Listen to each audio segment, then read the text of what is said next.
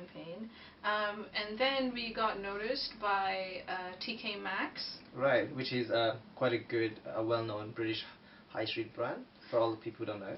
Yeah, it's in America it's called TJX, and in Canada it's the same company as Winners. Alright, okay, Right? that's it for it. So what they do is they just scout out for other designers, and they said, hey, you guys have potential even though you're not established yet, so we want to work out a relationship with you. So we got orders from them, and we also got noticed by another company called Cult. Right. And Cult is owned by Superdry. So the owner of Superdry came to us, Julian, and he said, yeah, come over, let me just see your stuff. What they do is they have their own label called Superdry, and then they also have a series of shops called Cult Clothing. Right, okay. Right? So Cult Clothing stocks all the different independent labels alongside Superdry, and then Superdry will have its standalone stores. Okay. And Superdry, the owner of that, he also started out in a market stall Camden as well. Did you guys saw there's some kind of connection going on? Yeah, I mean there's a big connection. Yeah, everyone started from the bottom, and like everyone has got like reached a lot higher and developed so much. So. And that's what you see now, you know. We started from these sort of humble beginnings in a market stall, and after that, you know, Superdry is in the stock markets right now. I think everyone knows Superdry. I don't even think we need to like give, you know, some kind of description about it. Right. It's a well-known brand, so. And a lot of other friends that I know who've been in the market stalls, they've also gone on to establish their brands as well. Yeah, I think it's all about the hard work, guys. Like work hard, and you will get there, definitely. You do, and exactly, and also have the capital. I mean, how people learned from the market stalls is, you know, you're dealing with customers on a daily basis, so. But not as if you were in a nice department store, you know, they're just people walking by. You have to stand all day, and then you have to like be outdoors in the British weather and the rain, and you know, it just gives you a lot of stamina. Yes. Right? So then you can build up your capital, right? So you can build up your savings to invest in production, and at the same time, you know, you get the benefit of seeing trends and kind of seeing what works for people and getting very good feedback. You know, people might be like, hey, you know, we really like this dress, why don't you make a navy version or something, you know. So having that kind of daily feedback really helped, and then we were able to establish that brand. And when we first started out, we didn't even have a warehouse or anything. Now we have a very massive warehouse. Okay, right? I've been there. It's quite big. Yes. I have seen it myself. Yeah, you need to climb ladders and everything. It's quite a track to get around. It's like a maze, because like once you get lost, you're like, what? To get back to the office room. So yes, but it's quite exciting. Yeah. And you know, when we started out, like we had a basement office, and so one room was our office, and the other room was the storeroom, right? Was it right next to each other? Or no? Yeah, it was just like a two-bedroom kind of place, right? And then once that took off, when we started getting more orders, then we needed a little bit more space, so we had self-storage. Like, you know, you just pay like a weekly, those shutter places. Oh, right, yes. Like where people just store their old furniture and things like that.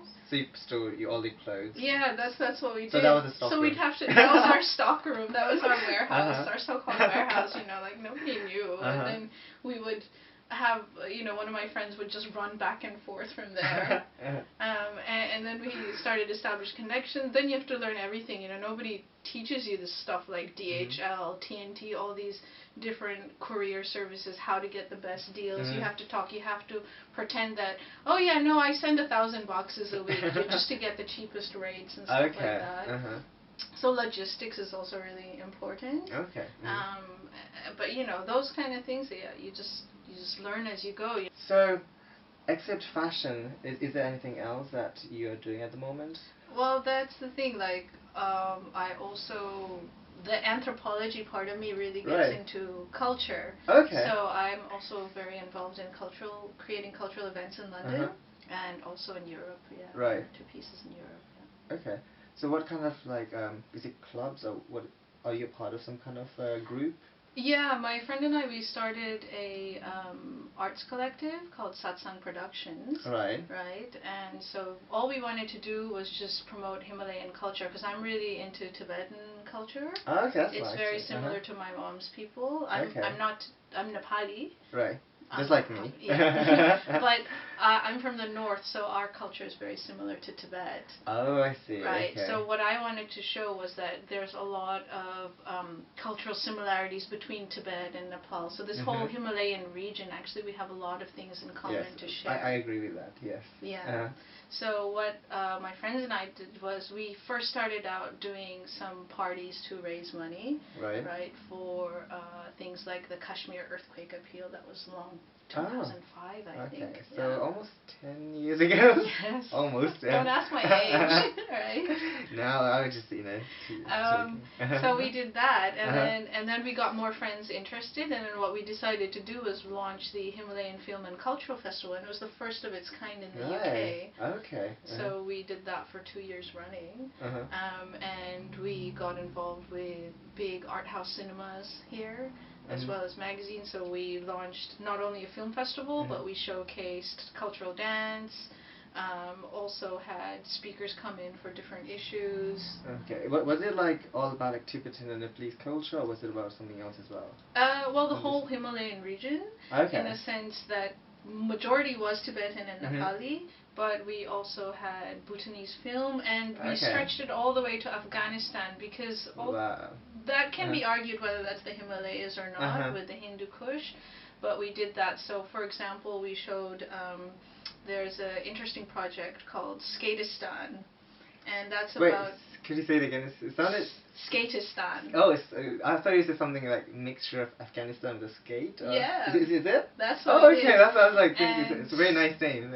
Yeah, Skatistan is actually about skateboarding project for young kids in Kabul. So all these skaters went there because of the war and the toll that's taken on in Afghan people. Right. So what they wanted to do was teach kids, and street kids especially, how to skateboard, something to just give a bit of joy. And then they made a documentary about it, and then we showed that documentary to schools here, especially the one school where there was a lot of refugee Afghan children. And for them it was really interesting to see this land that they've barely even seen, and then to see people their age, skating, that kind of stuff, kind and of then like, that response. that's nice, because like, you don't really imagine people in Afghanistan to skate. No, and then we also launched like the first Himalayan contemporary art exhibition as well. So we had Tibetan artists, we had Nepali artists, but we even had a really interesting artist. His name is Tashi Manox, and he's an English guy who was a monk for 20 years, and then he became a tattoo artist and a painter. That's so cool. So that whole kind of bridging of cultures. Well, did you see he was a monk? So kind of similar to what I have now. Yes. Right. And suddenly, after 20 years of being a monk, he's like, I'm going to be a tattoo artist. But he must be really good at like drawing or painting, like the Buddhist art. Yeah, amazing. You should check out his website. Okay, which is www.tashimanox.com. Check out his work. Yeah, what's really amazing about an artist like him is because he actually studied all the Tibetan scriptures and the symbolism. Everything he does actually has meaning. He's not going to just paint an Om on your back or something without any meaning. So, is there any other projects that you're part of except the Himalayan Himalayan Film Festival? Himalayan Film Festival, exactly. Yeah, they're still sort of Himalayan related, but maybe a bit more contemporary. Okay. I'm planning an exhibition in Estonia for Himalayan textiles and new fashion. Right. But when that's going to happen, we're still wondering. It's still planning process. It's still in planning process, but I have helped organize Himalayan contemporary art exhibitions and events in Estonia. Right. And that's with a group as well, so you can always check out the pictures on Facebook. And what I'm more interested in now is food. So I think everyone is. Everybody loves food. I love food. Right? So I started out doing like Himalayan food workshop in Estonia of all places. I didn't even know where that was before, right? Well, I think I know where Estonia is. Is it Eastern Europe or? It's Eastern Europe near Finland. Near Finland? Yeah. Really? I thought Finland was in Scandinavia. Yeah, it's near. But it's on the Russian side, so it's near Lithuania and Latvia. All right. Okay. Exactly. Right? Just the people who knew where that was. East Europe near Poland. No, that's what I was thinking. It was because the name kind of sounds like Eastern European country. Yeah. That's why. I'm sorry to people from Estonia to get confused. It's an amazing country, but so with that, I thought, well, you know, that was nice because a friend had arranged it. You know, she had a good relationship with a restaurant out there. But now what I want to do is do food workshops here.